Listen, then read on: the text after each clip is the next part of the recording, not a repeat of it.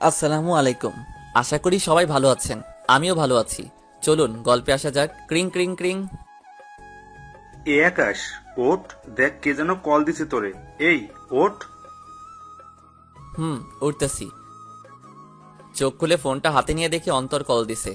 ঘুম ঘুম চোখে কলটা রিসিভ করলাম। ওই শালা কয়টা বাজে, কলেজে আসবি না? আসবো তো। এত তারা কিসের? আর কয়টা বাজে? ভাইয়া কষ্ট করে টাইমটা নিজে একটু দেখে নিন কয়টা বাজে। স্যার কিন্তু 9:30-এ যাইতে বলছিল। ফোনের স্ক্রিনের দিকে তাকাই দেখি 10টা 9 বাজে। ওইতেই তো সালা। এখন কল দিলি কেন? না দিলেই পারতি। ভাই ভুল হইয়া গেছে, মাফ কইরা দেন ভাই। ওই শোন বল। ভাই, কলেজের কি খবর? তোর কপাল ভালো, স্যার এখনো আসে নাই, বলেছে 10টা 20-তে আসবে। ওকে দোস্ত, তুই কলেজে 5 মিনিট অপেক্ষা কর, আমি 10 মিনিটের মধ্যে আসতেছি। ভালো হইলি না। আচ্ছা তাড়াতাড়ি আয় ভাই। ওকে ওকে। লাফ দিয়ে বিছানা থেকে উঠলাম। দৌড়াইলাম ওয়াশরুমের দিকে। কোনো রকমে চোখে মুখে পানি দিয়া প্যান্ট শার্ট পরে রেডি হয়ে কলেজের দিকে যাইতেছি। চলেন পরিচয় পর্বটা সেরে নেই এখন। আমি আকাশ মাহমুদ। আমাদের পরিবারে বাবা মা আমরা 2 ভাই, আর আমার ছোট কিউট কিউট 2টা বোন আছে। আমি বাবা মায়ের 2 মাত্র সন্তান, মানে মেজ ছেলে। আমি এখন ইঞ্জিনিয়ারিং পড়তেছি, ফরিদপুর পলিটেকনিক ইনস্টিটিউট। আর যার সাথে এতক্ষণ কথা বললাম তিনি হচ্ছেন আমার জিগরা দোস্ত অন্তর। আর ফোন করে কলেজে ডাকার কারণ হচ্ছে আজকে কলেজে প্র্যাকটিক্যাল পরীক্ষা আছে, তার জন্য। আমার আরও একটা ফ্রেন্ড আছে, নাম এনামুল। আমরা একসাথেই লেখাপড়া করি। পরিচয় দিতে দিতে কলেজে চলে আসলাম। ক্লাসের সামনে দাঁড়ায় আছি আর ভাবতেছি, স্যার আজকে যাই বলুক না কেন সব হজম করে নিব। আল্লাহর নাম নিয়ে স্যারকে বললাম, স্যার আসবো? কে তুমি? স্যার আমি আকাশ, চিনতে পারতেছেন না? জি বাবা, আমি আপনাকে খুব ভালো করে চিনতে পারছি। তা বাবা, আপনার আগমনের সময় কোনো সমস্যা হয়নি তো? না স্যার, কিছুই হয় নাই। তোর আসতে এত লেট হলো কেন? বোঝাই যাইতেছে স্যার অনেক রেগে আছেন। আসলে স্যার ম্যাসের একজন বন্ধু খুবই অসুস্থ হয়ে পড়ে, সেই জন্য আমি তাকে ডক্টরের কাছে নিয়ে গেছিলাম। সরি স্যার লেট করে আসার জন্য। আর এমনটা হবে না। আচ্ছা ঠিক আছে, এইবারের মতো মাফ করলাম। যা, খাতা নিয়ে পরীক্ষা শুরু কর। আমিও কথা মতো খাতার একটা পেজ নিয়ে অন্তরের পাশে গিয়ে বসলাম। ওই শালা তুই মিথ্যা বললি কেন? তুই তো ঘুমাইতেছিলি। আরে বেটা, বুঝলি না? এখন যদি সত্যিটা বইলা দিতাম তাইলে আর আজকে পরীক্ষা দিতে হইতো না। আচ্ছা বাদ দে, এখন 10টা 40 বাজে, তাড়াতাড়ি শেষ কর, অনেক ক্ষুধা লাগছে। ওকে ওকে। তারপরে পরীক্ষা শেষ করে আমি অন্তর আর এনামুল ক্যান্টিনে গিয়ে পেট ভোজন করে আসলাম। এখন ক্যাম্পাসে বসে আছি। আজকে অনেক আড্ডা দেব, কারণ হচ্ছে আজকে আমাদের সেমিস্টারের লাস্ট পরীক্ষা। তো আড্ডা দিতে দিতে দুপুর 2টা বেজে গেছে। এমন সময় আমার ফোনে বেজে উঠলো আর্টসেলের অনিকেত প্রান্তরের মিউজিক রিংটং। হাতে নিয়ে দেখে আম্মু কল দিছে।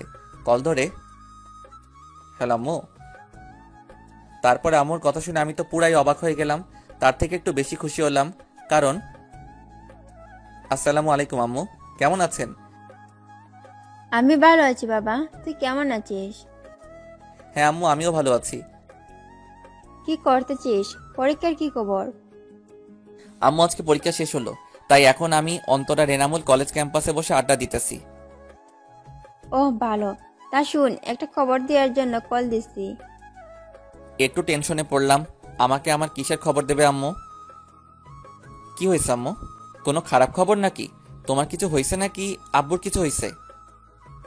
আরে পাগল ছেলে, আমাদের কিছু হয় নাই, আমরা সবাই ভালো আছি। ওহ, আল্লাহ বাঁচালে। তা বলো আম্মু, কিসের খবর? আসলে আমরা তোর ভাইয়ের বিয়ে ঠিক করছি, সামনের সপ্তাহে বিয়ে। তুই একটা কাজ কর, তোদের যেহেতু পরীক্ষা শেষ, তাহলে তুই অন্তর আর এনামুলরে নিয়ে বাড়িতে চলে আয়।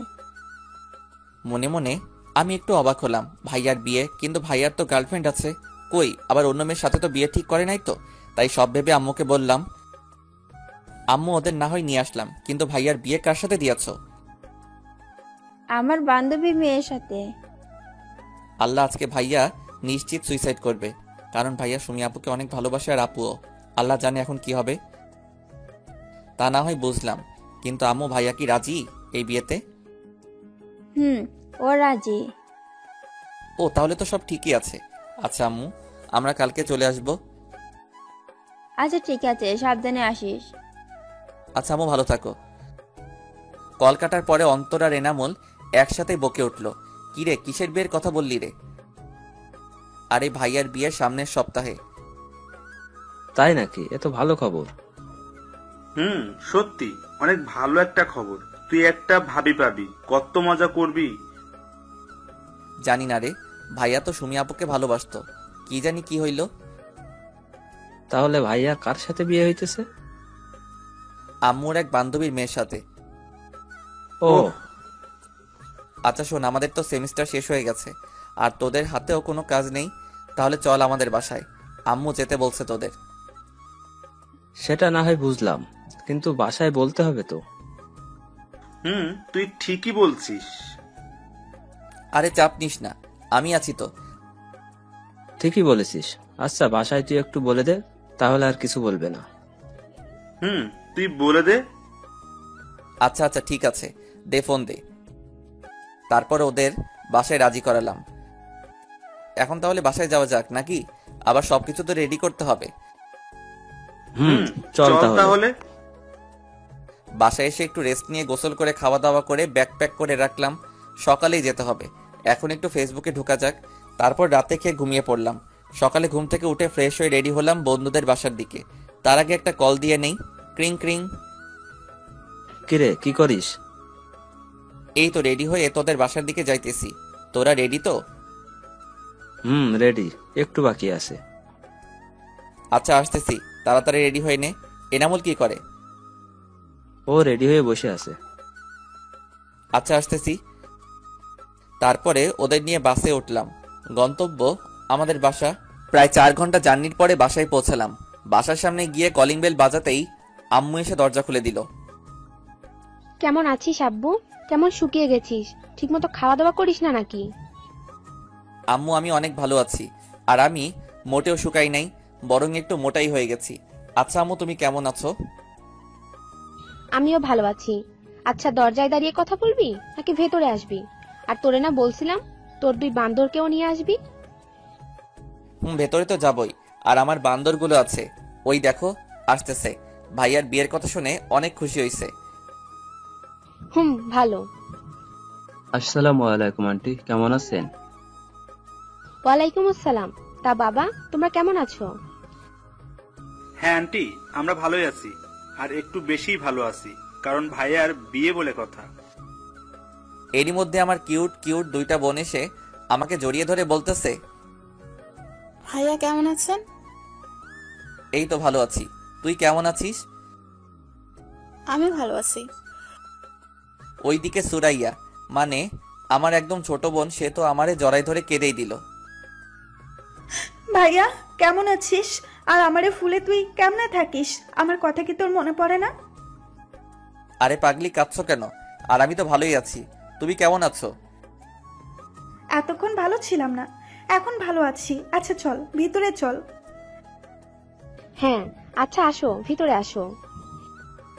আমরা ভিতরে আমার রুমে গিয়ে বসলাম, একটু রেস্ট নিয়ে ফ্রেশ হয়ে রুম থেকে বের হইলাম। আম্মু কই গেলা? ক্ষুধা লাগছে তো। এই তো রান্নাঘরে আছি আমি, হয়ে গেছে আমার। তুই ওদের নিয়ে টেবিলে বস, আমি আসতেছি। আচ্ছা। একটু পরে আম্মু খাবার নিয়ে আসলো, আর আমরা একসাথে খেতে বসলাম।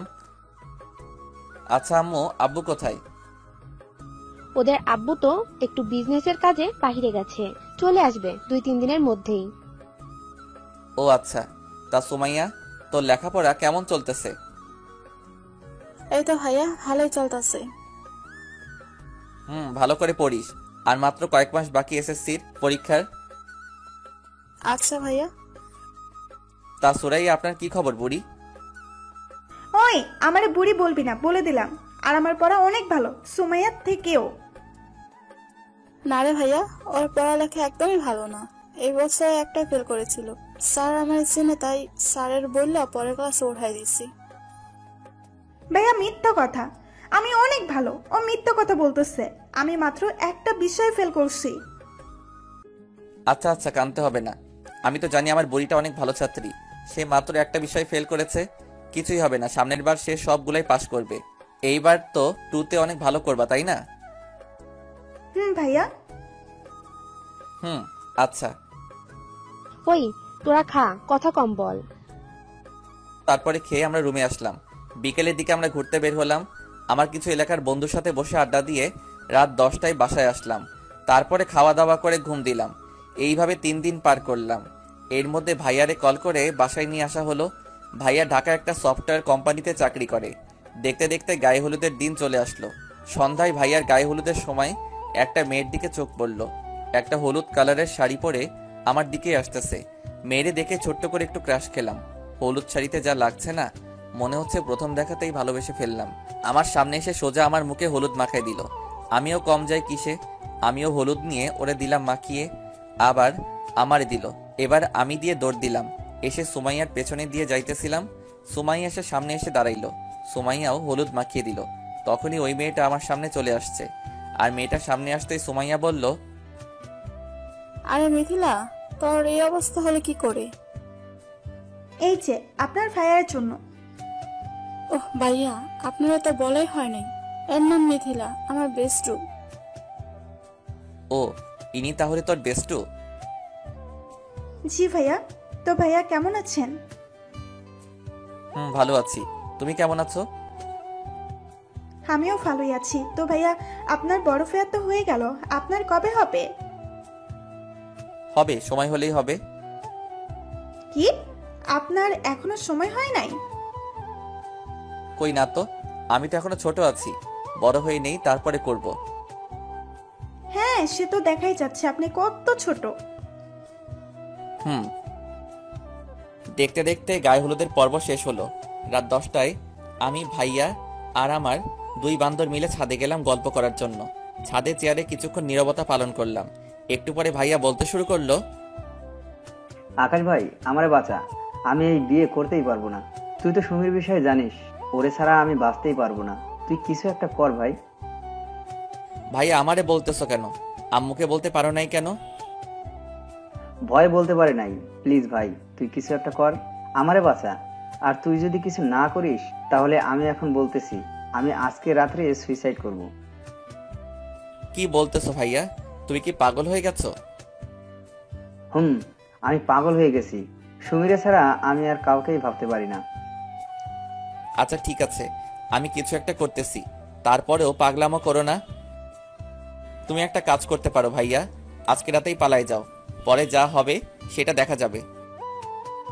তুই বাঁচালি আমারে ভাই। আজকে রাতে পালাবো, ঠিক আছে, কিন্তু কিভাবে? সেটা আমি কি জানি। এমনিতে তুমি আম্মুর ভয় কিছুই বলতে পারবা না। আর তাছাড়া সুমি আপুকে ছাড়াও তুমি থাকতে পারবা না, তাই যা করার তোমাকেই করতে হবে। আর আমি তোমার কিছু বলতে গেলেই আমি ফেসে যাব। ভাই, তার কোনো দরকার নাই, নিজের কাজ নিজেই করো। আচ্ছা দেখি, আর কিছু হেল্প লাগলে বলবানি। প্লিজ ভাই, না করিস না। আচ্ছা, সেটা না হয় ভেবে দেখা যাবে, কিন্তু ভাইয়া তোমাকে একটা কথা বলার ছিল। হ্যাঁ বল। ভাইয়া, তুমি পালাই যাইও না। আম্মুর তোমার উপর অনেক বিশ্বাস। প্লিজ ভাইয়া, সেটা তুমি নষ্ট করো না, তাহলে আম্মু অনেক কষ্ট পাবে। তুই যা বলতেছিস তা সবই সত্যি, কিন্তু এটাও সত্যি যে আমি সুমিকে ছাড়া বাঁচতে পারবো কিনা জানি না, তবে অনেক কষ্ট হবে, আর আমাকে এই কষ্ট সারা জীবন বয়ে বেড়াতে হবে। আচ্ছা, তুই কি চাস আমি সারা জীবন এভাবেই কষ্টে থাকি? বেটা ইমোশনাল কথা বলা শুরু করছে। না ভাইয়া, আমি তো কখনোই চাই না, কিন্তু ভাইয়া আমাদের একটু সুখের জন্য কি আব্বু আম্মুরে কষ্ট দেওয়া ঠিক হবে? তা হয়তো ঠিক হচ্ছে না, কিন্তু আমি এখন কি করব তুই বলে দে ভাই। আমি বলি কি ভাইয়া, তুমি আম্মুরে একবার বলেই দেখো আম্মু কি বলে। আমি বলছিলাম, কিন্তু আম্মু কোনোভাবে সুমিকে মেনে নিবে না। বলছে আম্মু নাকি আন্টিকে কথা দিয়ে ফেলেছে, এখন সে না করতে পারবে না, তাই আমাকে নাকি সুমিকে ভুলে যেতে হবে। আচ্ছা ভাইয়া, শান্ত হও আর আম্মুর কথা মেনে নাও, এতে তোমারই ভালো হবে আর আম্মু খুশি হবে। দেখছি কি করা যায়। তবে একটা কথা সত্যি, আমি সুমিকে কোনো দিনই ভুলতে পারবো না। বিয়ে যদিও এই মেয়ের সাথে হয়ে যায়, তারপরেও আমি সুমিকে ভুলতে পারবো না। আচ্ছা দেখো, তোমার যা ভালো মনে হয় করো, আমার ঘুম আসছে, আমি গেলাম। আচ্ছা যা, আমি যাব একটু পরেই। আচ্ছা, গুড নাইট। তারপরে চলে আসলাম রুমে। রাত বাজে 12টা। একটু ঘুমেও ধরেছে বটে, তারপরেও ফেবুতে ঢুকে আপনাদের জন্য গল্প লিখতে বসলাম। গল্প লিখতে লিখতে 2টা বেজে গেছে। তারপরে ঘুমাই গেলাম। সকালে কারো চিল্লাচিল্লিতে ঘুমটা ভেঙে গেল। দরজা খুলে বাহিরে আসলাম, দেখি আমুর মুখটা কালো হয়ে আছে। কিছুই বুঝতেছি না কি হয়েছে, সবারই একই অবস্থা। সুমাইয়ারে ডাক দিলাম, কি রে, কি হয়েছে রে? সবাই এমন করে আছে কেন? আর আম্মুর কি হয়েছে? সুমাইয়া কোনো কথা না বলে একটা চিরকুট হাতে ধরিয়ে দিল। চিরকুটটা পড়ার পরে আমার তো নিজেই নিজেকে মারতে মনে চাইতেছে। তাতে লেখা ছিল, প্রিয় আম্মু, প্রথমে ক্ষমা চেয়ে নিচ্ছি। চিঠিটা লেখার কারণ হচ্ছে, আম্মু তুমি তো জানোই আমি সুমিকে ভালোবাসি। আমি ওরে ছাড়া কিছুই ভাবতে পারি না। রাতে যখন ঘুমাতে গেলাম তখন আমার মনে হচ্ছিল আমি আমার জীবনের অনেক বড় কিছু একটা হারিয়ে ফেলতে যাইতেছি। তুমিই বলো, যাকে এতটা ভালোবাসি তাকে ছাড়া সারাটা জীবন থাকবো কিভাবে? তাই তোমাকে, তোমাদের সবাইকে কষ্ট দিয়ে আমি চলে যাচ্ছি। প্লিজ আম্মু, আমাকে ক্ষমা করে দিও। ইদি তোমার অবাধ্য ছেলে পারভেজ। আমি চিঠিটা পড়ার পরে নিজেকে নিজেই গালি দিতে মনে চাইতেছে। শালার, কালকে যদি আমি ভাইয়াকে মজা করে না বলতাম পালিয়ে যাওয়ার কথা, তাহলে আর আজকে এই দিন দেখতে হইতো না। এখন কি করি আমি? আম্মু যদি জানতে পারে যে এই কাজের জন্য আমি দায়ী, তাহলে আমার জীবন শেষ। আল্লাহ আমারে রক্ষা করো। এর মধ্যে আন্টির বাসায় বলে দেওয়া হয়েছে যে ভাইয়া পালাইছে। ওইদিকে তো আম্মুকে আন্টি সেই রকম ঝাড়তেছে। একটু পরে আম্মুকে দেখলাম উঠে রুমের দিকে গেল। আমি আর এখন কি করব, তাই অন্তর আর এনামুল্লের নিয়ে ছাদে গেলাম ব্রাশ করতে করতে। আর তখনই সুমাইয়া পেছন পেছন বলতেছে আম্মু নাকি আমারে তার সাথে দেখা করতে বলতেছে। আল্লাহ, এখন আমি কি করি? তাহলে কি ভাইয়ার পালানোর কথা আম্মু জেনে গেল নাকি? আজকে তাহলে আমি শেষ। আল্লাহ, এবারের মতো আমারে বাঁচাই দাও। আর কোনোদিন কারোর উপকার করব না। ভয়ে ভয়ে আম্মুর রুমের সামনে গিয়ে আম্মুকে ডাক দিলাম, আম্মু আসবো? আমাকে ডাকছিলে নাকি? আর কথা আছে। আল্লাহ বাঁচাও। হ্যাঁ আম্মু, বলো, কি বলবে? আমি একটা ডিসিশন নিছি, আশা করি তুমি আমার কথা একমত হবে। যাক, আল্লাহ বাঁচাইলা। তাহলে মনে হয় ভাইয়ার ব্যাপারটা জানে না। হ্যাঁ অবশ্যই আম্মু, তুমি যা বলবে তার সাথেই আমি একমত। আগে আমার মাথা ছুঁয়ে কথা দে যে আমি যাই বলবো তুই রাখবি। আম্মু, এরকম করে বলতেছো কেন? আচ্ছা বলো তুমি, আমি রাখবো। না, তুই আগে আমার মাথা ছুঁয়ে কথা দে। আচ্ছা, এই ধরলাম। এখন বলো আম্মু, তুমি যাই বলবে আমি তাই করব। কথাটা হলো, হ্যাঁ বলো। আমি তোর সাথে নিপার বিয়ে দিতে চাই। তুই কিন্তু কথা দিছিস।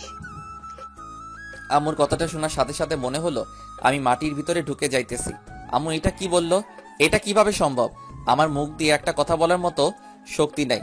কি ভাবছিলাম আর কি হয়ে গেল? কিরে, কিছু বলিস না কেন? আমার কথাটা রাখবি তো? আমাকে তোর আন্টির সামনে মুখটা রাখবি তো?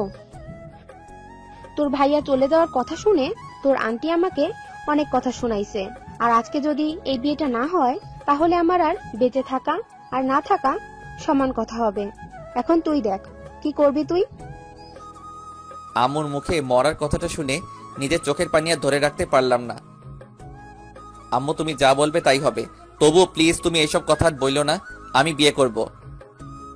আমাকে বাঁচালি বাবা। আজকে এই বিয়েটা না হলে হয়তো তোর আন্টির কাছে আমি সারা জীবনের জন্য অপরাধী হয়ে থাকতাম। আচ্ছা আম্মু, ঠিক আছে, তুমি যা বলবে তাই করব আমি। আমার জন্য তোমাকে কারোর কাছে ছোট হতে হবে না। তারপরে আম্মু বলল, যা বাবা, রুমে যা আর রেডি হয়ে নে। একটু পরে আবার বউ আনার জন্য বের হতে হবে। তুই এখন রেডি হয়ে নে। আচ্ছা আম্মু।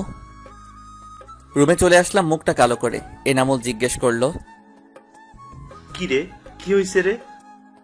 কি হইছে বলবি তো? আরে কি হয়েছে বলবি তো নাকি? না বললে জানবো কিভাবে? বল কি হয়েছে। দোস্ত, আমি শেষ হয়ে গেলাম রে। কেন, কি হইছে খুলে বল তো। দোস্ত, আম্মু বিয়ে ঠিক করছে আমার। একটু পরে নাকি আমার বিয়ে। কি রে, কি বলিস? কেমনে কি হইলো? আর এটা তো অনেক ভালো খবর আর অনেক খুশির খবর। শালা মজা নিতাছোস তাই না? আমি মরতেছি আমার জ্বালায়। দোস্ত, তুই একটু শান্ত হ আর বল কি হইছে, কেমনে কি হইছে। দোস্ত, আজকে রাতে নাকি ভাইয়া পলাইছে আর আন্টি আম্মুরে অনেক কথা শোনাই দিছে। আম্মু অনেক কান্না করছে। তারপরে জানি না কি কথা হইছে আম্মুর সাথে। একটু পরে আম্মু আমারে রুমে ডেকে বলতেছে আজকে নাকি আমার বিয়ে। যেই মেয়ের সাথে ভাইয়ার বিয়ে হবার কথা ছিল ওই মেয়ের সাথেই নাকি আমার বিয়ে হবে। আম্মু বলতেছে আমি যদি বিয়েটা না করি তাহলে আম্মুর সম্মানটা নষ্ট হয়ে যাবে। আমারে মরার হুমকি দিছে। আরে বেটা, এই ব্যাপার তাহলে? আরে এইটা কোনো ব্যাপার হলো? আর আন্টি যা করছে ঠিকই তো করছে, তার সম্মান বাঁচানোর জন্য যা করা দরকার ছিল তাই করেছে। দোস্ত আমি কিছুই জানি না, তবে বিয়েটা তো আমার করতেই হবে। দোষ জাস্ট চিল। আর এই দেখ, তোর কপালটা কত ভালো, ভাইয়ার বিয়ে খাইতে আসছিস আর নিজেই এখন ভাবির বিয়ে করতেছিস। এনামুল ওরে কিন্তু চুপ থাকতে বল, ওরে লাথি মেরে ভবিষ্যৎ সন্তানের বাবা ডাক শোনা বন্ধ করে দিব। আরে আরে চেতিস না তুই। আর এখন তুই চল, রেডি করে দেই তোকে। আচ্ছা ঠিক আছে। তারপর আমি ফ্রেশ হয়ে গোসল করে আসলাম। ওরা আমায় ভাইয়ার জন্য কেনা শেরওয়ানি পরিয়ে রেডি করে দিল। পরেই বের হব। আব্বু আম্মুকে সালাম করে বের হয়ে গাড়িতে বসলাম। অন্তর এনামুলও আমার সাথেই বসছে। ওরা কথা বলতেছে আর আমার রাগ তুলতেছে। কিছুক্ষণ পরে আমরা বিয়ে বাড়ির সামনে চলে গেলাম। গাড়ি থামালো, ওরা সবাই নেমে গেছে। আমি একাই গাড়িতে বসে আছি। কিছুক্ষণ পরে আমাকে গাড়িতে নামিয়ে গেটের সামনে নিয়ে যাওয়া হলো। ওইখানে গিয়ে ধরলো কয়েকটা মেয়ে ঘিরে, বলতেছে টাকা চাই, টাকা না দিলে নাকি ভিতরে দেওয়া হবে না। কি আর করার, নিজের সম্মান বাঁচাতে পকেট থেকে 10 টাকার একটা নোট বের করে এনামুল রে দিতে বললাম। এনামুল টাকা দিতেই মেয়েগুলো পুরাই খেপে গেল। জামাই মানুষ এত কিপটা হয় জানতাম না। আজকাল কেউ 10 টাকা ভিক্ষাও দেয় না। গেল মেজাজটা 44 হয়ে। আমিও বলে দিলাম, এইখানে তাহলে কিসের জন্য দাঁড়াইছেন? আমি তো ভাবছিলাম এইটার জন্যই দাঁড়াইছেন, তাই তো 10 টাকা দিলাম। অমনি এনামুল আর অন্তর আমার মুখ চেপে ধরলো আর বলতেছে, ওই বেটা, কি বলতেছিস সেইগুলা? চুপ করে থাক, মান সম্মান শেষ করিস না ভাই। আচ্ছা, আপনারা কত টাকা চান? বেশি না, 10,000 দিলেই হবে। মগের মূল্য পেয়েছেন নাকি? 10,000 টাকায় কয়টা শূন্য হয় জানেন সেটা? ওই মিস্টার, 10,000 টাকার 1 টাকা কম হলেও কিন্তু বউ নিতে দেব না। আচ্ছা, কিছুটা তো কনসিডার করেন। আচ্ছা ঠিক আছে, 9,990 দেন। কি বলতেছে? মাত্র 10 টাকা কমালেন? 10 টাকা তো কেউ ভিক্ষাও দেয় না। তাহলেই বুঝুন 10 টাকা আমাদের কিভাবে দিতে গেলেন। আচ্ছা সরি বলতেছি, এবার কিছু তো কমান। তারপরে অনেক দরদাম করে 5,000-এ ফিক্সড করলো, কিন্তু একটা শর্ত দিছে, সেটা মানতে হবে। আর অন্তত শালায়ও বোকার মতো রাজি হয়ে গেল কিছু না শুনেই। তারপরে বলল, সত্য সেরকম বেশি কিছুই না, জাস্ট একটা গেম হবে। ও এই ব্যাপার? আচ্ছা আগে বলেন তো দেখি কি গেম। এই যে দেখতেছেন শরবতের গ্লাসগুলো, এখান থেকে 1 গ্লাস শরবত নিয়ে একেবারেই খেতে হবে জামাইয়ের। আমরা খেলে হবে না? না, জামাই প্রথমে আমার সাথে যা, তার জন্য জামাইকে এই গেমটা খেলতে হবে। কি আর করার, গেম তো খেলতেই হবে। তবে এর মধ্যে কিছু সন্দেহের গন্ধ পাচ্ছি। দেখে শুনে ভালো এটা গ্লাস নিলাম আর একদমই খেয়ে নিলাম। একটু পরে বুঝতে পারলাম এটা মরিচের শরবত ছিল। আমার নাক কান দিয়ে গরম বের হইতেছে, চোখটা লাল হয়ে গেছে, কিন্তু কাউকে বুঝতে দিতেছি না। কি জামাই বাবু, কেমন লাগলো শরবতটা? হ্যাঁ খুব ভালো, কিন্তু মিষ্টিটা একটু বেশি হয়ে গেছিল। কিরে, শরবতগুলো চেঞ্জ হলো কিভাবে? কই সবগুলা? শরবতে তো মরিচে করে দেওয়া ছিল, কিন্তু মিষ্টির শরবত কিভাবে আসলো আমি জানি না। তারপরে মেয়েটা আমাকে বলল, হো তাই নাকি? তাহলে ঠিক আছে। শালার আমি তো বুঝতে পারতেছি আমার ভিতর দিয়ে কি হয়ে যাইতেছে। গেটের সব দেনা মিটিয়ে ভিতরে ঢুকলাম। আমার স্টেজে বসিয়ে রাখা হয়েছে, কিন্তু আমার 2 বান্দর এর একটারও দেখা পাইতেছি না। হয় মেয়ে পটানোতে ব্যস্ত। যাই হোক, অনেকক্ষণ বসে থেকে মাজা ব্যথা হয়ে গেল। কি আর করার, বসে তো থাকতেই হবে। ওদেরকে ডেকে এনে ওদের সাথে আড্ডা দিলাম কতক্ষণ। তারপরে কাজী আসলেন আর বিয়ের কাজ সম্পন্ন করলেন। শ্বশুর বাড়িতে বিয়ের সকল ফর্মালিটিস মেনে এখন বিদায় সময় হয়ে এলো। মেয়েরা যে এত কান্না করতে পারে, আমার বিয়ে না করলে হয়তো জানতেই পারতাম না। বিদায়ের সময় শ্বশুর আব্বাজান আমার হাত ধরে বললেন, বাবা, আমার একমাত্র মেয়ে আমি তোমার হাতে তুলে দিলাম, তুমি ওরে একটু দেখে রেখো বাবা, ওরে কখনো কষ্ট দিও না। আব্বু আপনি চিন্তা করবেন না, আমি থাকতে ওর কখনোই কষ্ট হবে না। বাবা, তুমি তো জানোই বিয়েটা কেমন করে হয়ে গেল। নেহাত তোমার আম্মু আমাদের এত বড় অসম্মানের হাত থেকে বাঁচিয়েছেন। আর বিয়েটা যেমন করেই হোক বাবা, এখন তোমরা স্বামী স্ত্রী, ওকে তুমি মেনে নিবে, আর ওরে কষ্ট দিও না। আচ্ছা আব্বু। এবার আসলেন শাশুড়ি। বাবা, আমার মেয়ে একটু রাগী, কিন্তু ওর মনটা অনেক ভালো। বাবা, আমার মেয়েরে তুমি কখনো কষ্ট দিও না। আচ্ছা আম্মু। তারপরে তাদেরকে সালাম করে গাড়িতে গিয়ে বসলাম। বউও তাদেরকে জড়িয়ে ধরে অনেক কান্না করলো। তারপরে গাড়িতে আমার পাশে এসে বসলো, কিন্তু অনেকটা দূরে সরে বসলো। যাই হোক, বউ নিয়ে বাড়িতে চলে আসলাম। সবাই দেখি দরজার সামনে দাঁড়ায় আছে, হয়তো বউ বরণ করে ঘরে নিবে বলে। তো বউ নিয়ে বাড়ির দরজার সামনে গেলাম। এ কি, সবাই তো দেখি বউ নিয়ে ব্যস্ত, আমার কোনো নামগন্ধ নাই এখানে। তোর কি বিয়েই করলাম, এখন নিজের দাম কমে গেল। যাই হোক, বরণ করা শেষ করে বউকে নিয়ে আমার রুমে গেল। আমি আর কি করব, অধম। আকাশ ছাদে গিয়ে উপরের আকাশ পানে চেয়ে আছে। কিছুক্ষণ পরে হারামিগুলো আসলো, আর এসেই, দোস্ত কেমন আছিস? মজা নিতেছিস? দোস্ত দেখ, আজকে তুই ভাবি বিয়ে করে ফেললি। শালা ঠিক করে বল, তোর ভাবি বিয়ে করছি নাকি আমার ভাবি? ওই হলো একই কথা, তুই আমার ভাবিরেও বিয়ে করছিস, আবার আমার ভাবিরেও বিয়ে করছিস। এনামুল দোস্ত, ওরে চুপ করতে বল, আমি কিন্তু ওরে ছাদ থেকে ফেলে দিব। দোস্ত, চেতিস না তুই, ও তো আর খারাপ কিছুই বলে নাই, সত্যি কথাই তো বলতেছে। এনামুল্লাহ শালা, তুইও ওর হয়ে কথা বলতেছিস? আচ্ছা আচ্ছা ঠিক আছে দোস্ত, যা হার হয়ে গেছে, এখন আর এসব ভেবে কোনো লাভ নাই। হুম। দোস্ত টিট দিবি না? হ, তোরে অনেক বড় করে ট্রিট দিব। একবার কলেজে যাইয়া নেই, অনেক বড় একটা ট্রিট দিব। আচ্ছা আচ্ছা দোস্ত, তোর টিট দিয়া লাগবো না। কেন, ট্রিট দিব নে, রেডি থাকিস। এর মধ্যে আম্মু ছাদে আসছে, আর এসে বলতেছে, কিরে আকাশ, এইখানে কি করিস? আম্মু কিছু না, এই তো আমরা বসে আড্ডা দিতেছি। আজকের দিনেও আড্ডা দিতে হয়? ঘরে বৌমা একা বসে আছে, যা রুমে যা। আচ্ছা আম্মু। আম্মু চলে গেল। দোষ, যা তাহলে বাসর ঘরে, আজকে কিন্তু বিড়াল মারতেই হবে। ওই শালা বিড়াল কেন মারবো?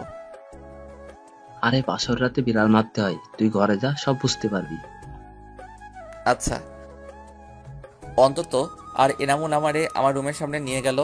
আমার কেমন যেন ভয় ভয় লাগতেছিল। আজকে নিজের রুমে নিজের যাইতেই ভয় পাইতেছি। এমনটা কেন হইতেছে বুঝতে পারতেছি না। হয়তো আজকে এক অপরিচিত কারোর সাথে একই ছাদের নিচে একই ঘরে থাকতে হবে। হয়তো আজকের পর থেকে আমার জীবনের পথ চলাটা পাল্টে যাবে। সব ভয় উপেক্ষা করে রুমে ঢুকেই পড়লাম, আর বাহির থেকে দরজাটা লাগিয়ে দিছে হারামিগুলা। আমিও ভিতর থেকে দরজা লাগিয়ে দিলাম। আস্তে আস্তে খাটের দিকে এগোতে লাগলাম। বউ এসে আমাকে সালাম করে আবার খাটে গিয়ে বসলো। আমি আর কিছু না বলে খাটের একপাশে বসলাম। তখনই নিপা, বউয়ের নাম আগেই হয়তো বলেছিলাম, বলতে শুরু করলো, কেন করলেন আপনারা আমার সাথে এমনটা? কি বলতেছেন? আমি তো কিছুই করি না। হ্যাঁ, আপনি কিছুই করেন নাই, কিন্তু আপনারাই তো এসব করছেন। কেন আমার সাথেই কেন? দেখুন, যা হয়েছে সব ভাইয়ার জন্য হয়েছে। এখানে আমাদের কারোর কোনো দোষ নেই। ভাইয়া একটা মেয়েকে ভালোবাসতো, তাকে ছাড়া আপনাকে বিয়ে করতে পারবে না, তাই চলে গেছে। আপনারা আমার সাথে এমনটা না করলেও পারতেন। জানেন একটা মেয়ের কত স্বপ্ন থাকে? আমারও অনেকগুলো স্বপ্ন ছিল। আমি কোনো দিন রিলেশন করিনি, কারণ আমার সব ভালোবাসা আমার স্বামীর জন্য রেখে দিয়েছিলাম। আপনার ভাইয়ার সাথে বিয়ে ঠিক হওয়ার পর থেকে তাকে নিয়েই ভাবতে শুরু করেছিলাম। অত এক মুহূর্তেও সব এলোমেলো করে দিল। যাই হোক, যা হওয়ার হয়ে গেছে। তবে আমার কিছু কথা আছে, আশা করি আমার কথাগুলো মেনে নেবেন। হ্যাঁ বলুন। আমি এখনো আপনাকে স্বামী হিসেবে মেনে নিতে পারি নাই। হয়তো কোনো মেয়ের পক্ষেই এত তাড়াতাড়ি মেনে নেওয়া সম্ভব না, তাই আমার কিছুদিন সময় চাই। আশা করি আমি না বলা পর্যন্ত আমার কাছে আসার চেষ্টা করবেন না। ওকে, এখন আপনি ঘুমিয়ে পড়ুন। আমি আমার ড্রয়ার থেকে সিগারেটের প্যাকেট বের করে বারান্দায় গেলাম। আমি আবার সিগারেট খাই, তবে খুব বেশি না, অল্প। গিয়ে দরজাটা বাইরে থেকে বন্ধ করে দিলাম। রাত তখন 1টা বাজে। সিগারেট খাচ্ছি আর ভাবছি নিপার কথা। সত্যি আমরা ওর সাথে হয়তো খারাপ করেই ফেলেছি। এমনটা ভাই আর না করলেও পারতো। সত্যি তো, একটা মেয়ের অনেকগুলো স্বপ্ন থাকে, আর আমরা তা নষ্ট করে দিলাম। হ্যাঁ, আমাকে ওর কথাগুলো মানতেই হবে। ও যতদিন নিজ ইচ্ছায় না বলবে, ততদিন আমি ওরে টাচ করব না। অনেকক্ষণ বসে থেকে কেমন ঘুম ঘুম পাচ্ছে। এইদিকে সিগারেটও শেষ। যাই গিয়ে ঘুমিয়ে পড়ি। রুমে ঢুকতে দেখলাম নিপা ঘুমিয়ে আছে। ওর চুলগুলো ফ্যানের বাতাসে উড়ে একবার মুখে পড়ছে, আবার সরে যাচ্ছে। ঘুমন্ত অবস্থায় একটা মেয়েকে এতটা সুন্দর লাগে আমার আগে জানা ছিল না। আমি একধানে চেয়ে আছি, মন চাইছে একবার গিয়ে ওর চুলগুলো ছুঁয়ে দেই, একবার ওর নরম ঠোঁটগুলো ছুঁয়ে দেই, কিন্তু না, আমি তো এইটা করতেই পারি না। ও নিজেই বারণ করছে। যাই হোক, অনেকক্ষণ এইভাবে দাঁড়িয়ে থেকে ভাবলাম এখন আমি কোথায় ঘুমাই। একই খাটে ঘুমাইতে গেলে রাতে হয়তো টাচ লেগে যেতে পারে, তার থেকে ভালো আমি সোফায় ঘুমাই। যেই ভাবা সেই কাজ, সোফায় ঘুমিয়ে পড়লাম। সকালে ঘুম ভাঙলো কারোর ডাকে। চোখ খুলে দেখি নিপা ডাকতেছে, হয়তো মাত্রই গোসল করছে। চুল থেকে পানি টপ টপ করে পড়তেছে, মুখেও কিছুটা পানির ফোঁটা লেগে আছে। এক নজরেই তাকিয়ে আছি ওর দিকে। এ যেন এক নেশার মতো কাজ করছে। সবকিছুই আমার এলোমেলো হয়ে যাচ্ছে। আমার নেশা কাটলো নিপার ডাকে। এই যে কি হলো, ডাকছি শুনতে পাচ্ছেন না? কি হলো, কথা বলছেন না কেন? হ্যাঁ হ্যাঁ, কি কি হলো, কতক্ষণ ধরে ডাকতেছি, শুনেন নাই নাকি? হ্যাঁ না মানে না। হ্যাঁ কি না শুরু করছেন? উঠেন, আম্মু ডাকতেছে, খেতে যাওয়ার জন্য বলতেছে। ও হ্যাঁ, আচ্ছা আপনি নিচে যান, আমি ফ্রেশ হয়ে আসতেছি। আচ্ছা। আমি চলে গেলাম ওয়াশরুমে। ফ্রেশ হচ্ছি আর ভাবতেছি কি আছে ওর মাঝে। যখনই তাকাই কেমন যেন হয়ে যায় আমি। ফ্রেশ হয়ে বের হয়ে দেখি নিপা দাঁড়িয়ে আছে। আমি বললাম, কি হলো, আপনি নিচে যান নাই? না, ভাবলাম একসাথেই যাই। আমি আগে গেলে আবার কি না কি ভাববে। আচ্ছা ঠিক আছে, আপনি দাঁড়ান, আমার হয়ে গেছে। তারপরে বের হলাম দুইজনে, গিয়ে টেবিলে বসলাম। আমার পাশে নিপা বসলো। তারপরে খাওয়া দাওয়া শেষ করে রুমে চলে আসলাম। একটু পরে নিপাও চলে আসলো, আর এসেই বলতেছে, এই শুনুন, আজকে আমাদের বাসায় যেতে হবে, বিকেলে রেডি হয়ে থাকবেন। কেন আপনাদের বাসায় যেতে হবে কেন? বিয়ের পরে সবারই যেতে হয়। আচ্ছা ঠিক আছে। তারপরে দুপুরে খেয়ে দিয়ে বন্ধুদের নিয়ে একটু ঘুরতে বের হলাম। আর সারাটা সময় আমারে জ্বালাই খাইছে। সন্ধ্যার একটু আগে আম্মু কল দিল। হ্যালো আম্মু। ওই হারামজাদা, কই তুই? আম্মু আমি তো একটু মাঠের দিকে। কেন, কি হয়েছে? তোরে বৌমা সকালে বলে নাই আজকে ওদের বাসায় যেতে হবে? আম্মু ভুলে গেছি। তাড়াতাড়ি বাসায় আয়, তোর শ্বশুর আসছে। আচ্ছা আম্মু। ফোনটা রেখে ওদেরকে নিয়ে বাসায় চলে গেলাম। গিয়ে দেখি শ্বশুর আসছে, সাথে আরো কয়েকজন। গিয়ে সালাম করলাম, তারপরে কিছু কথা বললাম। সন্ধ্যার পরে গেলাম শ্বশুর বাড়ি, সাথে আমার 2 বান্দরও আছেন। শ্বশুর বাড়ি গিয়ে মনে হয় বিপদেই পড়ে গেলাম। এত খাতির যত্ন। খাবার টেবিলে গিয়ে তো আমি অবাক। এত খাবার আর কমপক্ষে 30 পদে রান্না করছে। যাই হোক, খাওয়া দাওয়া করে রুমে গেলাম। আমাকে নিপার রুমে থাকতে দেওয়া হয়েছে। বউ বলে কথা, বউয়ের সাথেই তো থাকতে দিবে। রাতে ঘুমাইতে গিয়ে বাঁধলো আরেক সমস্যা, ওর রুমে সোফা নেই। আমি এখন কোথায় ঘুমাবো? কি হলো, ঘুমাবেন না? হ্যাঁ ঘুমাবো তো, কিন্তু আপনার রুমে সোফা নেই, ঘুমাবো কোথায়? থাক, সোফা খুঁজতে হবে না, আপনি খাটেই ঘুমান, সমস্যা নেই।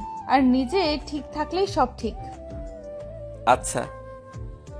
ঘুমাইতে গেলাম, মাঝে একটা কোলবালিশ দিয়ে ঘুমাইলাম। সকালে ঘুম থেকে উঠে তো আমি পুরাই অবাক। চোখ খুলতে দেখি নিপা আমাকে জড়িয়ে ধরে আছে। ঘুমন্ত অবস্থায় নিপাকে ঘুম পড়ির মতো লাগতেছে। আমি মুগ্ধ নয়নে দেখছি, কি অপরূপ সৌন্দর্য। কতক্ষণ তাকিয়েছিলাম জানি না। একটু পরে মনে হলো নিপা নড়ে চড়ে উঠছে। নিপা চোখ খুলতেই আমাকে ওর দিকে তাকিয়ে থাকতে দেখে কিছুটা লজ্জায় পড়ে গেল। সরি, আমি আসলে বুঝতে পারিনি। It's okay. তারপরে ফ্রেশ হতে গেলাম। ফ্রেশ হয়ে এসে রুমে বসে আছি, এমন সময় নিপা আসলো রুমে আর বলল খেতে ডাকে আম্মু। আমিও চলে গেলাম খেতে। খাওয়া দাওয়া করে আবার রুমে চলে আসলাম। একটু পরে কিছু শালিকা আসলো, রুমে এসেই বলতেছে, কি দুলা ভাই, রাত কেমন কাটলো আমাদের আপুর সাথে? আরে সেটা দুলাভাইকে দেখেই বোঝা যাচ্ছে, রাতটা ফাটাফাটি কাটছে। কি দুলাভাই, ঠিক বললাম তো? হ্যাঁ একদম ঠিক বলছো। তার দুলা ভাই শুধু আপুকে নিয়ে থাকবেন, আমাদেরকে কি একটু সময় দিবেন না? হ্যাঁ কেন নয়, আমার এত সুন্দর সুন্দর শালিকারা আছে আর আমি তাদের সময় দিব না? এটা কি হয়? এই তো আমার দুলাভাইয়ের মতো কথা। তাহলে আজকে আমাদের ঘুরে নিয়ে যাবেন? আচ্ছা নিয়ে যাব, কিন্তু আমি তো এখানে কোথাও ঠিক মতো চিনি না। আরে দুলা ভাই, আপনার চিন্তা হবে না, আমরা আছি তো। আপনি শুধু আমাদের সাথে যাবেন। আচ্ছা। এর মধ্যেই নিপা চলে এলো রুমে, আর এসেই ওদেরকে পাঠিয়ে দিল রুম থেকে। এই যে মিস্টার। আকাশ? হ্যাঁ, আপনাকে ওরা কি বলতেছিল? কই কিছু না, এমনি আড্ডা দিচ্ছিলাম। আমি কিছু শুনেছি, সো মিথ্যা বলবেন না। আরে ওরা বলতেছিল আজকে ঘুরতে যাবে, তাই আমাকে নিয়ে যাবে। ও, তা আপনি কি বললেন? আমি আর কি বলবো, এত সুন্দর সুন্দর শালিকারা আমাকে ধরছে, আমি কি না করতে পারি? ও ভালো। নিপা আর কিছু না বলে রুম থেকে চলে গেল। বিকালে শালিকাদের নিয়ে ঘুরতে গেলাম। অনেক ঘুরে সন্ধ্যায় বাসায় ফিরলাম। রাতে খেয়ে ঘুমিয়ে পড়লাম। সকালে উঠে ফ্রেশ হয়ে নাস্তা করে সবার থেকে বিদায় নিয়ে বাসায় চলে আসলাম। এইভাবেই চলে গেল বেশ কয়েকদিন। এরই মধ্যে আমাদের কলেজ খুলে গেল, কিন্তু আমি একটা বিষয় এখনো জানতাম না, আর তা হলো নিপাও নাকি আমাদের কলেজে পড়ে। কিন্তু কিভাবে কি? আমি তো রোজ কলেজে যাই, তাহলে ওকে আগে কখনো দেখি নাই কেন? আম্মুর কাছে বিষয়টা জিজ্ঞেস করায় বললেন ও নাকি হোস্টেলে থাকে, আর হোস্টেল থেকে বেশি বের হয় না, আর যখন বের হয় তখন বোরখা পরে বের হতো। যাই হোক, পরের দিন সকালে কলেজের উদ্দেশ্যে বের হব, এমন সময় আম্মু বললেন, আকাশ, তুই আর বৌমা যেহেতু একই কলেজে পড়িস, তাহলে তুই ওকে নিয়ে যা।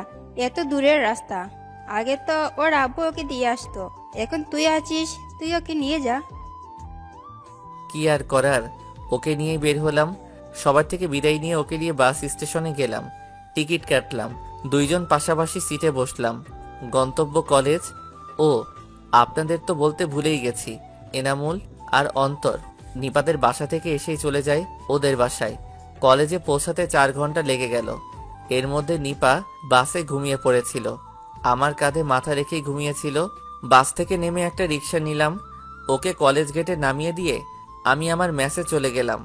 অনেকদিন পরে মেসে আসলাম, রুম গোছালাম, তারপরে ফ্রেশ হয়ে হোটেল থেকে খাবার এনে রাতে খেয়ে শুয়ে পড়লাম। কিন্তু ঘুম আর আসছে না। এতদিন তো একসাথে ঘুমাতাম, মাথায় এখন শুধু নিপা। অনেক কষ্টে ঘুমালাম। সকালে ফোনের শব্দে ঘুমটা ভেঙে গেল। তাকিয়ে দেখি আননোন নাম্বার, রিসিভ করি নাই, তাই বেশ কয়েকবার রিং হচ্ছে। বিরক্ত হয়ে রিসিভ করলাম। হ্যাঁ, কে বলছেন? আর এত সকাল সকাল ফোন দিছেন কেন? আমি নিপা বলতেছি। আপনি এখনো ঘুমিয়ে আছেন? ও আপনি? না, আসলে অনেক রাত পর্যন্ত জেগেছিলাম তো, তাই উঠতে একটু দেরি হয়ে গেছে। আচ্ছা, এখন উঠে কলেজে যান, আম্মু এটা বলতেই বলেছিল। ও আচ্ছা। ধুর শালা, কই ভাবলাম বউয়ের হয়তো আমার উপর একটু মন নরম হয়েছে, তাই কল দিছে। এ তো দেখে আম্মু বলছে বলে কল দিল। ধুর, ভাল লাগে না। উঠে পড়লাম, ফ্রেশ হয়ে কলেজে চলে গেলাম। নতুন কিছু বই কিনে কয়েকটা ক্লাস করে বন্ধুদের নিয়ে মামার দোকানে গেলাম। গিয়ে সিগারেট নিলাম। সিগারেট খাচ্ছি আর আড্ডা মারছি। এমন সময় একটা মেয়ে আসলো। মামার দোকানে বোরখা পরা ছিল। আমার দিকে বেশ কয়েকবার তাকালো। ওর চোখ দেখে কেমন যেন লাগলো, মনে হচ্ছে এই চোখ আমি আগেও দেখেছি। তো যাই হোক, এত কিছু না ভেবে আবার আড্ডায় মন দিলাম। কিন্তু পরক্ষণেই আমার মাথা গরম হয়ে গেল। একটা ছেলে এসে আমার কাছে কি যেন নেওয়ার বাহানায় মেয়েটার সাথে ধাক্কা খেলো। আমি ভালো করে বুঝতে পারলাম ছেলেটা মেয়েটার সাথে অসভ্যতা করছে। কিছুই বললাম না। মেয়েটা মামার থেকে কয়েকটা খাতা আর কলম নিল। বিল দেওয়ার সময় আবার সেই ছেলেটা একই কাজ করছে বেশ কয়েকবার। এমন করে মেয়েটা রেগে আমার দিকে তাকালো আর ছেলেটাকে বলতে লাগলো, সমস্যা কি আপনার? এইভাবে অসভ্যতা করছেন কেন? অসভ্যতার কি দেখলে? আপনি আমাকে ধাক্কা দিচ্ছেন কেন? সেটা আমার ব্যাপার, তোমার কি? এইবার আমার মাথা পুরাই গরম হয়ে গেল। বন্ধুদের নিয়ে গেলাম ওর কাছে। কি হয়েছে আপু, এনি প্রবলেম? এই ছেলেটা তখন থেকে অসভ্যতা করছে। কিরে ভাই, এমন করছিস কেন? ও তোর কি হয়? সেটা কি তোকে বলতে হবে নাকি? এনামুল, অন্তর, চল একটু ওরে ওইদিকে নিয়ে চল। ওরা ছেলেটাকে ধরে নিয়ে গেল আর আমি, আচ্ছা আপু, কোনো সমস্যা নেই, আপনি যান। আর মামা, ওনার কি লাগে জলদি দিয়ে দাও। আচ্ছা মামা। দেখলাম মেয়েটা আমার দিকে কেমন ভরসার চোখে তাকালো আর বলল ধন্যবাদ, কিন্তু মেয়েটার কণ্ঠ আমার কেমন যেন পরিচিত পরিচিত লাগছিল।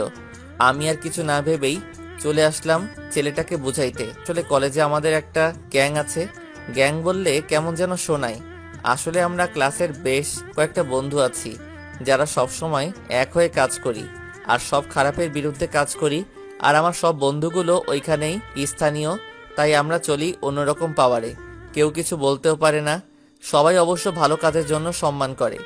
যাই হোক, ছেলেটাকে উদুম কেলিয়ে ছেড়ে দিলাম আর বললাম নেক্সট টাইম এমন যদি দেখি তাহলে এর থেকেও বেশি থেরাপি দিব।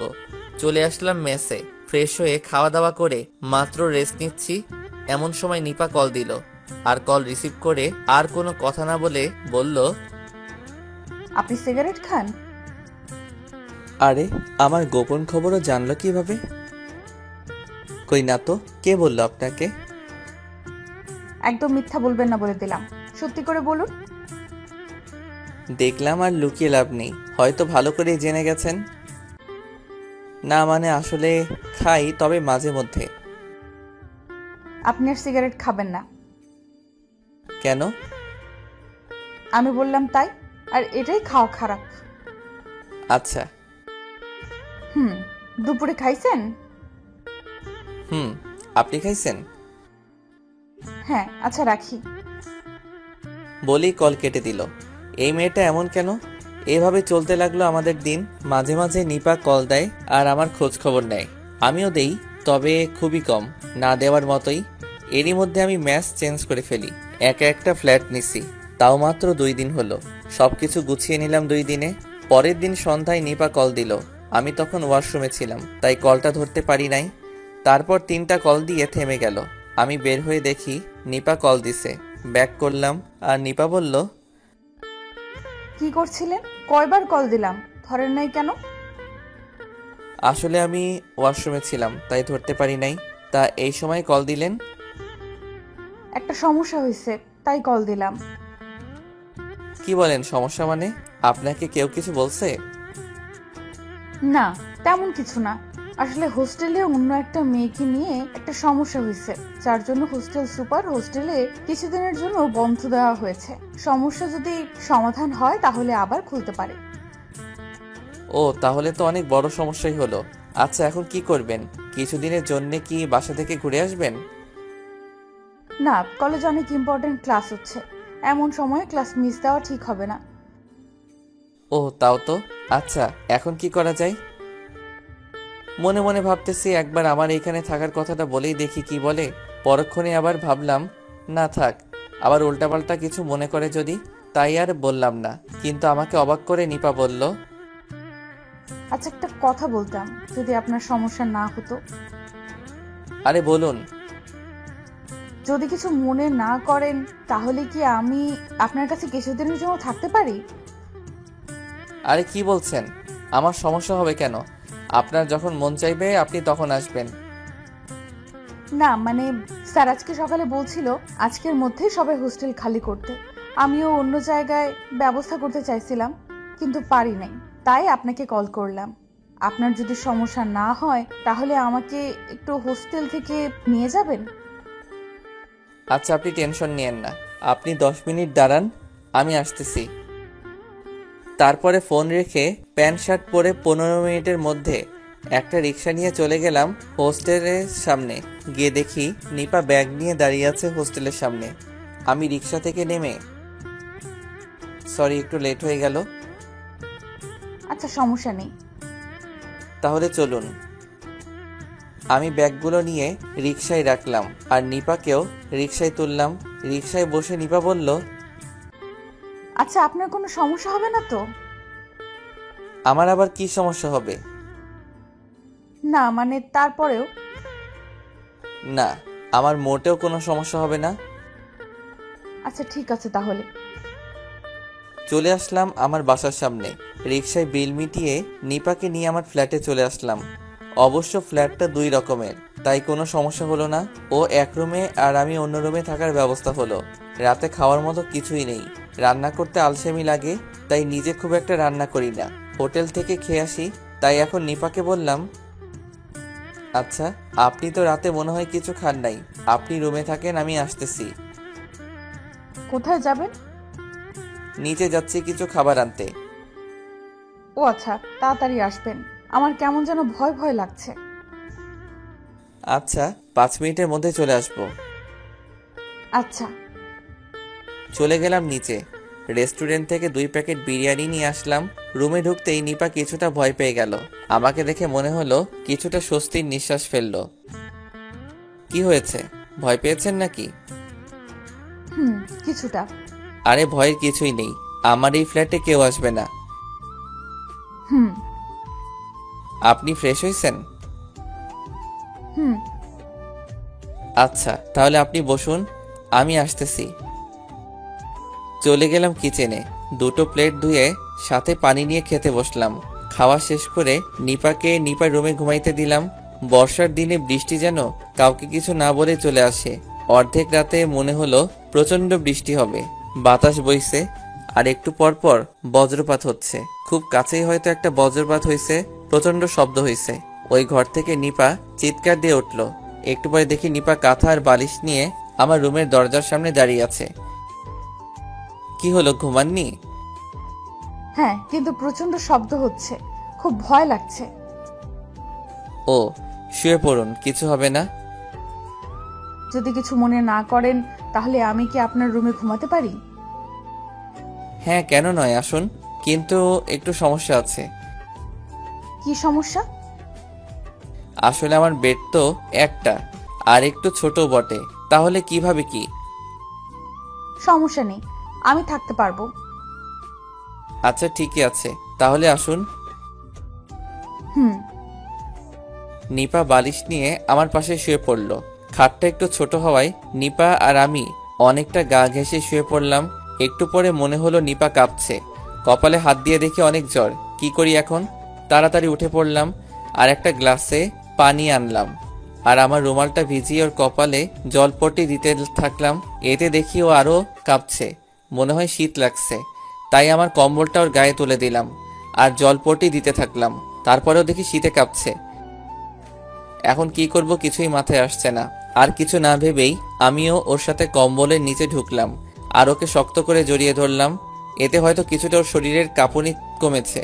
ওকে এইভাবে জড়িয়ে ধরে কখন যে ঘুমিয়ে পড়লাম মনে নেই। সকালে চোখ খুলে দেখি এখনো আমি ওকে জড়িয়ে ধরে আছি, আর নিপা আমার আগে জেগে গেছে আর আমার দিকে তাকিয়ে আছে। আমি তাড়াতাড়ি ওকে ছেড়ে দিয়ে একটু দূরে সরে গেলাম, আর নিপা হয়তো বাস্তবে ফিরে এসেছে। আমি বললাম, সরি, আসলে রাতে। থাক, বলতে হবে না, আমি জানি। ও আচ্ছা, আপনি কিছু মনে করেন নাই তো? আমি কি মনে করব? আপনি আমাকে ধরতেই পারেন। বুঝলাম না। আপনার বুঝতেও হবে না। আচ্ছা, আমার বুঝতে হবে না। এখন দেখি তো জ্বর আছে কিনা। এই বলে ওর কপালে হাত দিলাম। না, এখন আর জ্বর নেই। কিন্তু ও কি বলল, আর আমার বুঝতে হবে না কেন? যাই হোক, তারপর ওকে বললাম, এখন কেমন লাগছে? এখন অনেক ভালো লাগছে। আপনি আমার সেবা করছেন, আর আমি কি ভালো না হয়ে থাকতে পারি? হইছে, এখন আর এত কথা বলতে হবে না। আপনি উঠে ফ্রেশ হয়ে নিন, আমি খাবার নিয়ে আসতেছি। খাবার আনতে হবে না, আপনি বাজার করে নিয়ে আসুন, আমি রান্না করব। কি বলছেন আপনি? এখন অসুস্থ, আপনি পারবেন না। আমি বলছি না আমি ঠিক আছি। আপনি বাজার করে নিয়ে আসুন, আমি পারবো। কি আর করার, বাজার করেই আনলাম। আর আসার সময় কিছু হালকা খাবার নিয়ে আসলাম। সকালে রান্না করে দুইজনে খেয়ে কলেজে চলে গেলাম। আসার সময় ওকে নিয়েই ফিরলাম। রাতে আবার একই অবস্থা, আবার জ্বর। কি আর করা, গত রাতের মতো আজকেও জলপটি দিলাম, পরে জড়িয়ে ধরে শুয়ে পড়লাম। কিন্তু আজকে কেমন যেন লাগছে নিজের ভেতরে। হয়তো নিজের ভিতরে পুরুষত্ব জেগে উঠতেছে। অনেক কষ্ট করে কন্ট্রোল করলাম, তবুও মন চাইছে কিছু একটা হয়ে যাক। ও তো আমারই স্ত্রী, আমার সম্পূর্ণ অধিকার আছে ওর উপরে। এসব ভাবছি এমন সময় নিপা জ্বরের ঘরে আমাকে জড়িয়ে ধরে আর জ্বরের ঘরে বলতে থাকে, আকাশ, আমি তোমাকে ভালোবাসি, কিন্তু তুমি আমাকে একটুও ভালোবাসো না। আকাশ, কেন আমায় ভালোবাসো না? আমি কি দেখতে খারাপ? কি নেই আমার মাঝে? তোমার কি একবারও মন চায় না নিজের বউকে আদর করতে? আকাশ, আমি তোমাকে সত্যি অনেক ভালোবাসি, একবার আমাকে ভালোবেসেই দেখো। এই নিপা, কি বলছো এইসব আবল তাবল? আকাশ, আমি তোমাকে সত্যিই অনেক ভালোবাসি। প্লিজ আমাকে একটু আদর করো, একটু ভালোবাসো আমায়। এই বলে নিপা আমাকে আরো জোরে ঝাপটে ধরে আর এতটা কাছে চলে আসে যে আমি ওর হার্টবিট এর প্রতিটা ধ্বনি শুনতে পাচ্ছি। ওর ঠোঁট আমার ঠোঁটের এতটাই কাছে যে গরম নিঃশ্বাস আমার মুখে এসে পড়ছে। হঠাৎ আমার ঠোঁটে নরম কিছু একটা স্পর্শ পেলাম। বুঝতে আর বাকি রইল না এটা নিপার ঠোঁট। তারপরে ওকে সরিয়ে দেওয়ার চেষ্টা করলাম, কিন্তু ও এমনভাবে জড়িয়ে ধরে আছে যে আমি এক চুল পরিমাণ সরতে পারছি না। এইদিকে আমার ঠোঁটের সামনে কিস করেই চলেছে। নিজেকে আর আটকে রাখতে পারলাম না, আমিও রেসপন্স করতে শুরু করলাম। অনেকক্ষণ এইভাবে কিস করে যাচ্ছি, কিন্তু ও আমাকে ছাড়ছেই না। মনে হচ্ছে পাগল হয়ে যাচ্ছে আমি। এই প্রথম কোনো মেয়ের এতটা কাছে আসলাম আমি, আর এই প্রথম কাউকে কিস করলাম। ও পাগলের মতো কিস করে চলেছে, আমিও রেসপন্স দিয়ে চলেছি। এক পর্যায়ে ওর কপালে, ঘাড়ে, গলায়, ঠোঁটে কিস করতেছি। দেখি ওর নিঃশ্বাস ভারী হয়ে আসছে, ঘন ঘন নিঃশ্বাস নিচ্ছে। দুইজনেই অস্থির হয়ে গেছি। এক পর্যায়ে আমরা স্বামী স্ত্রীর মধুর মিলনে আবদ্ধ হলাম। রাতে ওকে জড়িয়ে ধরেই ঘুমিয়ে পড়লাম। সকালে ঘুমের মধ্যেই নিজের উপর ভারী কিছু অনুভব করলাম। মনে হলো কেউ আমার উপরে শুয়ে আছে। ঘুম ঘুম চোখে একবার চেয়ে দেখি নিপা আমার দিকে অপলক দৃষ্টিতে তাকিয়ে আছে। এখন পুরোপুরি ঘুমটা ভেঙে গেল। তাড়াতাড়ি ওকে আমার উপর থেকে নামিয়ে দিলাম। হঠাৎ রাতের কথা মনে পড়ে গেল। নিজের মধ্যে কেমন যেন অপরাধ বোধ কাজ করছে। কি করে পারলাম ওর সাথে আমি এমনটা করতে? আমি তো নিজেই ওকে বলেছিলাম আমি ওর অনুমতি ছাড়া ওকে টাচ করব না। আর আমি কিভাবে এই কাজটা করলাম? সরি। সরি কেন? না মানে কি হয়েছে? আর এইভাবে বলছো কেন? এই প্রথম আমাকে তুমি করে ডাকলো, নিজের মধ্যে কেমন যেন লাগলো। আসলে আমি সত্যি সরি কালকে রাতের ঘটনার জন্য। আমি সত্যি বলছি, আমি ইচ্ছে করে এইসব করিনি। প্লিজ আমাকে ক্ষমা করে দিবেন, প্লিজ। আরে আরে, তুমি এইভাবে বলছো কেন? আর এত সরি বলতে হবে না। প্লিজ, আমি তো নিজেই একদিন তোমাকে বলেছিলাম, সরি আপনাকে বলেছিলাম আপনার অনুমতি ছাড়া আপনাকে টাচ করব না। কিন্তু সত্যি বলছি, রাতে যা হয়েছে আমি সেটা ইচ্ছে করে করিনি। আমি জানি রাতে কি হয়েছিল, আর আমি কিছুই মনে করিনি। আর এতে তোমার কোনো দোষ নেই। মানে? হ্যাঁ, আমি জানি রাতে কি হয়েছিল, আর তোমার কোনো দোষ নেই। আর যদি দোষের কথা বলেই থাকো তাহলে দোষ আমি করেছি, কারণ রাতে আমি ইচ্ছে করেই এমনটা করেছিলাম। মানে? কিন্তু কেন? এত মানে মানে করছো কেন? আর তুমি আমাকে আপনি আপনি করছো কেন? এখন থেকে তুমি করে ডাকবে, ওকে? সেটা না হয় ডাকা যাবে, কিন্তু আপনি আগে আমার কথার উত্তর দিন। আপনি ইচ্ছে করে করেছেন মানে কি? হ্যাঁ বলবো, তবে একটা শর্তে। ওকে, কি শর্ত বলুন? এখন থেকে আমাকে তুমি করে রাখতে হবে। আচ্ছা ডাকবো, এখন আগে আমার উত্তর দিন। আবার আপনি বলতেছো? আগে তুমি করে বলো, তারপরে। ওকে ওকে, এখন তুমি বলো প্লিজ। আরে বোকা, রাতে আমি যা করেছিলাম সব ইচ্ছে করেই করেছি, যাতে তোমার আদর পাই। কিন্তু আপনি তো বলেছিলেন। হ্যাঁ আমি বলেছিলাম, তখন তোমাকে অন্যরকম মনে করতাম। এখন তোমাকে নিজের স্বামী মনে করি। আর প্রতিটা স্বামীর তার স্ত্রীর উপরে অধিকার থাকে, আর প্রতিটা স্ত্রীর তার স্বামীর উপর। আমি আমার আর তোমার অধিকার ফিরিয়ে দিলাম, আর আমিও ফিরে পেলাম। এত অবাক হওয়ার কিছুই নাই। আমরা স্বামী স্ত্রী, আমাদের মাঝে এইটা হওয়া খুবই স্বাভাবিক ব্যাপার। তাই আমি চাই আমার স্বামী আমাকে সব সময় ভালোবাসুক। তাই নাকি? গো। এতক্ষণ আমি লক্ষ্য করলাম আমার গায়ে কিছুই নেই। কিছুটা লজ্জা পেয়ে গেলাম, তাই তাড়াতাড়ি বেডের কাঁথাটা নিজের উপর দিয়ে দিলাম। কিন্তু নিপা সেটা হতে দিল না, কাঁথা টেনে নিচে নামিয়ে দিল। এই কি করছো? কাঁথা দিচ্ছ কেন? তো কি করব, দেখছো না আমার গায়ে কিছুই নেই। রাতে গায়ে দিতে মন ছিল না। রাতে তো ঠিকই সব খুলে ফেলেছিলে, এখন এত লজ্জা কিসের? হয়েছে, থাক, আর লজ্জা পেতে হবে না। যা করার তা তো রাতেই করে ফেলেছো, এখন আর লজ্জা করে কি হবে? আর তাছাড়া আমি তো তোমার সবই দেখে ফেলেছি, তাই আমার সামনে লজ্জা পেতে হবে না।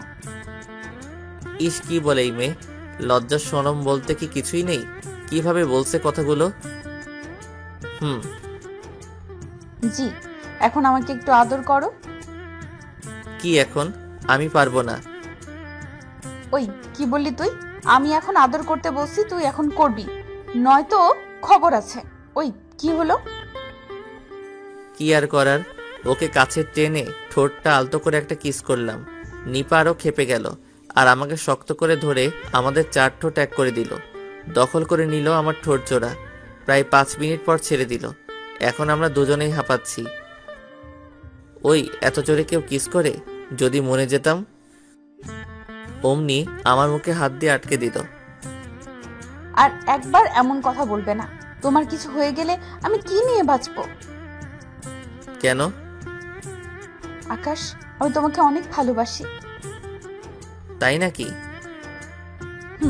সত্যি গো, আমি তোমাকে অনেক ভালোবাসি। তোমাকে ছাড়া আর কিছুই ভাবতে পারি না। তাই নাকি? তা কবে থেকে হলো এসব, আর আমি কেন জানি না? তোমার মনে আছে একদিন দোকানে বসে তুমি আড্ডা দিচ্ছিলে, আর তখন বোরকা পরা একটা মেয়ে দোকানে আসে, আর তখন একটা ছেলে ওই মেয়েকে ডিস্টার্ব করছিল, আর তখন তুমি ছেলেটাকে অনেক মেরেছিলে। হ্যাঁ, ওয়েট ওয়েট ওয়েট, তুমি এসব কিভাবে জানলে? যেই মেয়ের জন্য ছেলেটাকে মেরেছিলে ওই মেয়েটাই আমি ছিলাম। কি, ওইটা তুমি ছিলে? ওইটা আমি ছিলাম। আর তখন একটা বিষয় আমার ভালো লাগে, আর তা হলো তুমি চেনো না জানো না, কিন্তু একটা মেয়েকে অপমানিত হতে দেখে সেই মেয়েটাকে সাহায্য করলে আর অপরাধের প্রতিবাদ করলে। আর এই বিষয়টা আমার কাছে অনেক ভালো লাগে। আর এই ছোট্ট ভালো লাগা থেকে আস্তে আস্তে ভালোবাসায় রূপান্তরিত হয়। বুঝলাম। আকাশ, আমি তোমাকে ভালোবাসি, আর তোমাকে ভালোবেসে আমি তোমাকে স্বামী হিসাবে মেনে নিয়েছি। আকাশ প্লিজ, তুমিও আমাকে মেনে নাও, আর আমাকে আমার স্বামীর পূর্ণ অধিকার দাও। দিতে পারি, তবে একটা শর্তে। কি শর্ত বলো? আমি তোমার সব শর্ত মেনে নিতে রাজি। আমাকে এখন থেকে অনেক অনেক অনেক ভালোবাসতে হবে, আর এখন এই মুহূর্তে আমাকে আবার একটা কিস করতে হবে। ও এই ব্যাপার? আমি তো তোমাকে ভালোবাসি। সত্যি বলতে আমি তোমাকে আমার নিজের থেকেও বেশি ভালোবেসে ফেলেছি। আর রইল কিস, সেটা এখন না, আগে ফ্রেশ হয়ে আসো তারপরে। নো, এটা তো হবে না, আমার এখনই লাগবে। বললাম তো আগে। বাকিটুকু বলার আর চান্স দিলাম না, তার আগে আমাদের 4 ঠোঁট এক করে দিলাম। শুরু হয়ে গেল তাদের টম এন্ড জেরি খেলা। ভালো থাকুক তারা এবং তাদের ভালোবাসা, বেঁচে থাকুক 1000 বছর ধরে ভালোবাসার মানুষগুলো।